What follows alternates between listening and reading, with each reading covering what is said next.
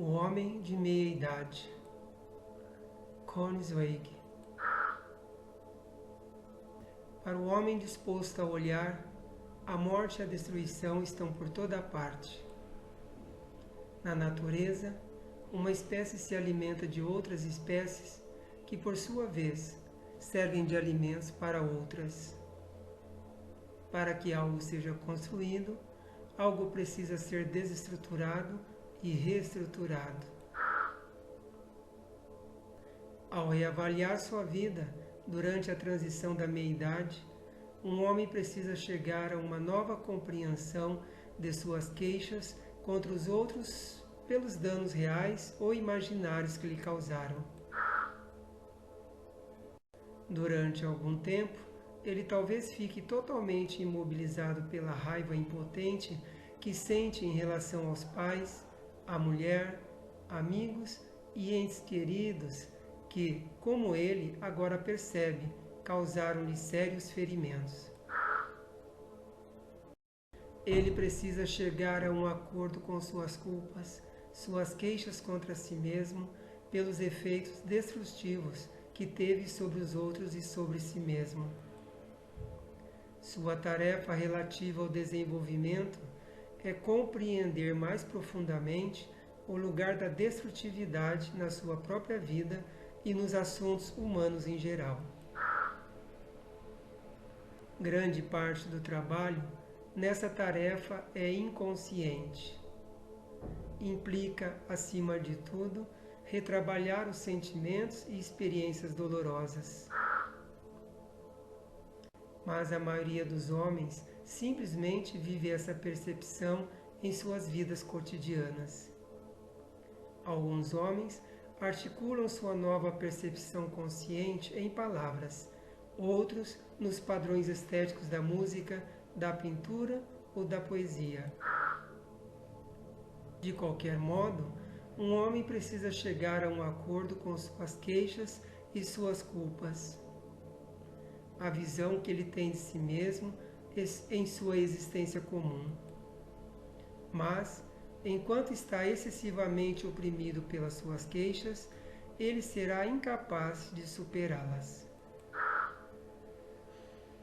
Quando forçado a manter a ilusão de que a destrutividade não existe, ele será prejudicado na sua capacidade de criar, de amar e de afirmar a vida. É necessário que um homem reconheça e assuma a responsabilidade pela sua própria capacidade destrutiva.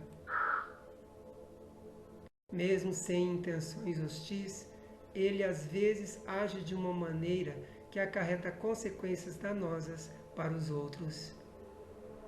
Diante da sua realidade, nenhum ato pode ser totalmente benigno nas suas consequências. Para que tenhamos poder de fazer grande bem, precisamos suportar o fardo de saber que causamos algum mal. É muito difícil reconhecer que podemos ser involuntariamente destrutivos. E o mais doloroso de tudo é aceitar que sentimos desejos destrutivos em relação aos outros, até mesmo aos nossos entes queridos.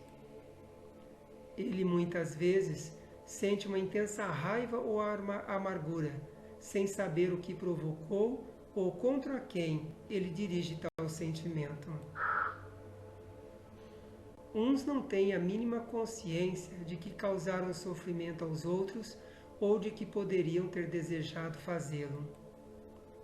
Alguns sentem tanta culpa pelo sofrimento real ou imaginário que infligiram que não estão livres para considerar os problemas de uma maneira menos passional e colocá-la numa perspectiva mais ampla. Outros têm alguma compreensão do fato de que o ser humano pode sentir tanto amor quanto ódio por alguém, e alguma percepção consciente de sua própria ambivalência ao avaliar seus relacionamentos. Em cada um desses casos, a tarefa ligada ao desenvolvimento é dar mais um passo em direção ao autoconhecimento e responsabilidade por si mesmo. Na meia-idade, até mesmo o homem mais amadurecido ou instruído tem muito a aprender em relação ao funcionamento da destrutividade em si mesmo e na sociedade.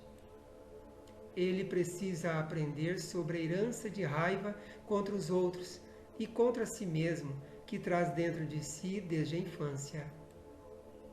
Também precisa aprender sobre as raivas acumuladas ao longo de sua vida adulta, desenvolvendo e ampliando as fontes da infância. Ele precisa colocar essas forças destrutivas interiores dentro do contexto mais amplo da continuidade de sua vida adulta, fazendo com que elas se integrem com as forças que afirmam a vida. E descobrir novos caminhos para integrá-las em meio à sua jornada adulta da vida. Este aprendizado é puramente consciente e intelectual. Durante a transição da meia-idade, muitas vezes aprendemos através de períodos de intenso sofrimento, confusão, raiva contra os outros e contra nós mesmos.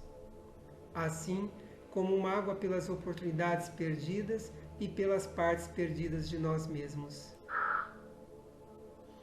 O senso trágico deriva da percepção de que as grandes desgraças e fracassos não se abateram sobre nós vindos de uma fonte externa, mas, em grande parte, dos nossos próprios e trágicos defeitos.